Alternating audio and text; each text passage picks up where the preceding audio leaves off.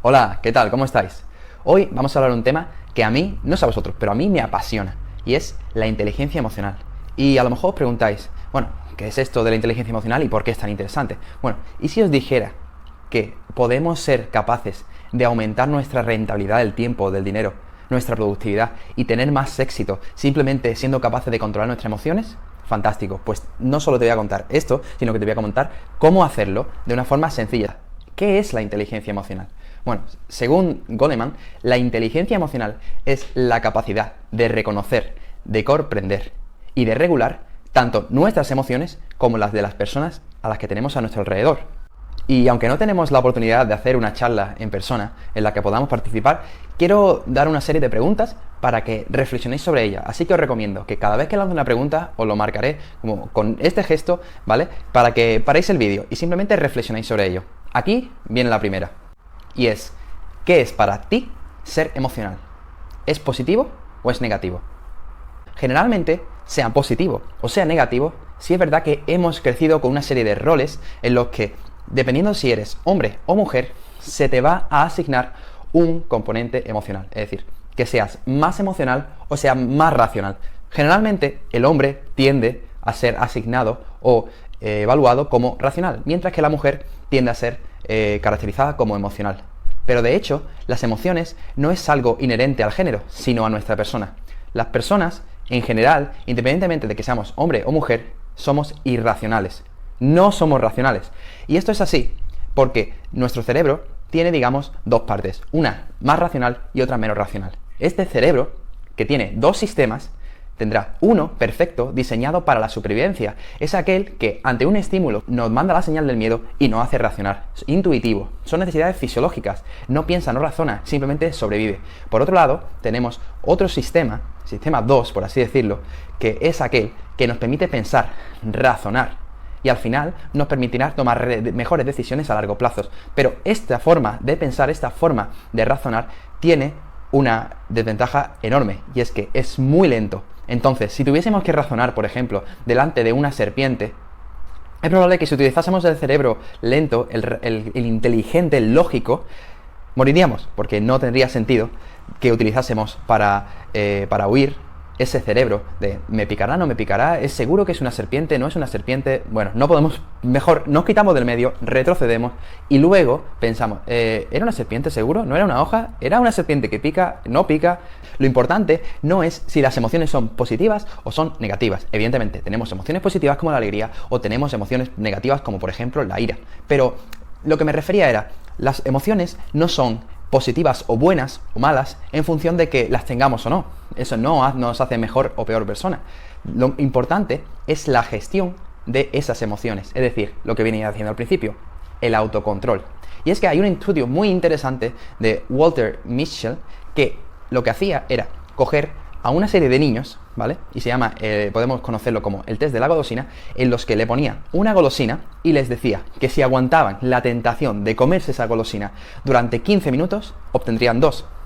Y el caso es que este estudio fue muy interesante por lo siguiente. Al final, tan solo el 30% de los niños que participaron en este test superaron la prueba al conseguir aguantar todo el tiempo que se le pedía para conseguir esa segunda golosina.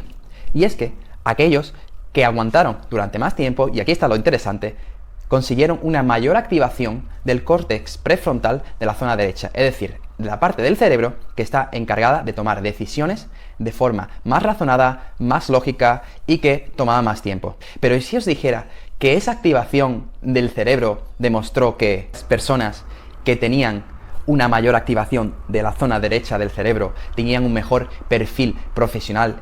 Estos niños que habían conseguido aguantar para tomar esa golosina tenían, al final, mejores relaciones tanto a nivel personal como a nivel profesional. Eran personas más resilientes, es decir, eran capaces de tolerar mejor situaciones frustrantes para, al final, conseguir sus metas.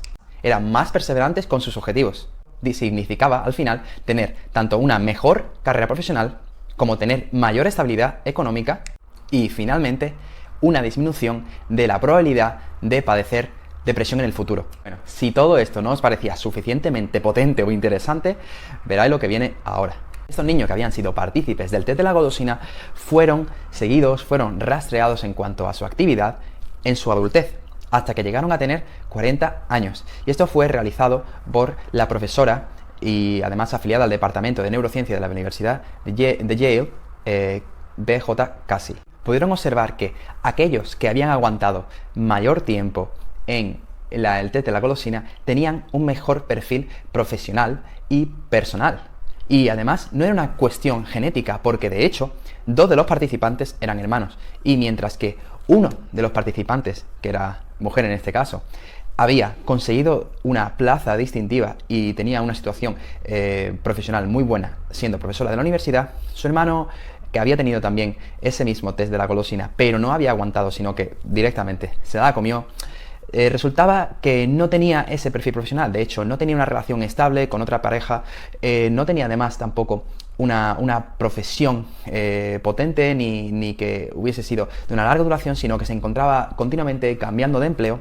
Y lo más llamativo de esto es cuando lo entrevistaron, le preguntaron qué tal sobre su vida, y él dijo que le hubiese ido mejor si hubiese sido algo más paciente. Preguntaréis, ¿qué podemos hacer para conseguir mejorar nuestro control? Es decir, ¿qué podemos hacer para aumentar nuestra productividad, nuestra rentabilidad y tener más éxito? La respuesta es sencilla, pero no es nada fácil de hacer, y es que tenemos que aprender a gestionar nuestras emociones. Pero, ojo, no de una forma obsesiva, sino que tenemos que adaptarlas según el contexto y la situación ante la que estemos. Pues no será lo mismo tener una emoción negativa cuando realmente sea parte del devenir de nuestra vida, como tenerla por algo que realmente no tiene importancia o no debería de afectarnos de tal manera. Y ante esto, ¿qué podemos hacer? Pues creo que lo puedo resumir en 2 palabras, y es prestar atención a lo que es realmente importante. Y para ello os propongo 5 técnicas que os voy a enumerar ahora mismo. La primera, no prestar atención a la tentación, a aquello que te hace ser improductivo, a aquello que te está saboteando, a aquello que no te beneficia y que sabes que está ahí y no debería estar. Lo segundo es prestar atención, pero prestar atención a aquellas cosas que conseguirán que tú logres tu objetivo, es decir, aquellas cosas que estén en el camino para conseguir lo que tú de verdad quieres. La tercera es un trabajo mental que requerirá simplemente que te sientes o te coloques en un sitio tranquilo, cierres los ojos, pienses en aquello que es la tentación, aquello que no deseamos, y lo visualices alejándose de ti. Esta técnica es bastante productiva y es bastante efectiva. Por tanto, te recomiendo que pruebes a hacerlo con algo sencillo. Por ejemplo, quieres dejar de comer tantos chocolates, quieres dejar de procrastinar haciendo una cosa que no debes. Prueba a visualizarlo y a alejarlo de ti. Piensa que no te afecta. Pruébalo y me cuentas.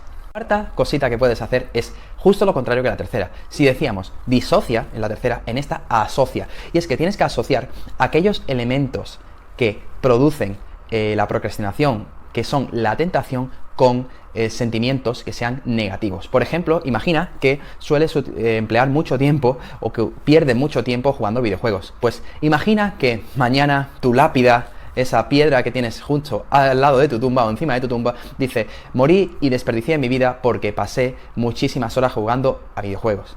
¿Te gustaría realmente seguir jugando a videojuegos de esa manera? Y por último, elabora un precompromiso, es decir, comprométete a conseguir un objetivo. Y ahora visualiza ese objetivo, visualiza las recompensas que obtendrás gracias a esos objetivos y vea por ellos. Traza un plan. Con estas cinco técnicas creo que puedes empezar a trabajar para conseguir aumentar tu atención en las cosas que son importantes. Es decir, empezar a remodelar, empezar a reconocer y empezar a trabajar sobre tu propia inteligencia emocional. No es un trabajo sencillo, por supuesto, pero te aseguro que merece la pena. Al final tenemos que tener en cuenta una cosa, y con esto termino, y es que estamos demasiado sumidos en un mundo donde la gratificación es inmediata, la tenemos a golpe de clic, y eso hace que perdamos la motivación y que perdamos esas ganas de conseguir cosas que son más complicadas, pero que al final tienen una gratificación mucho más potente. Entonces tienes que elegir, ¿prefieres un caramelo ahora o prefieres un mundo entero de posibilidades a la vuelta de la esquina? Vamos a por ello.